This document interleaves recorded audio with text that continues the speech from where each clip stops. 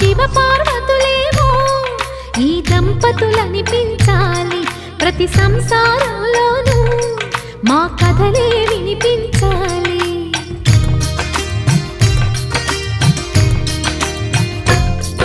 ఆ సిరిని శ్రీహరిని మా జతలో చూపించాలి, శ్రీకాంతుల కొలువంటే మా కాపురం అనిపించాలి. మా ముంగిలిలోన పున్నమి పూల వెన్నెల విరియాలి, మా చక్కని జంట చుక్కల తోట పరిపాలించాలి.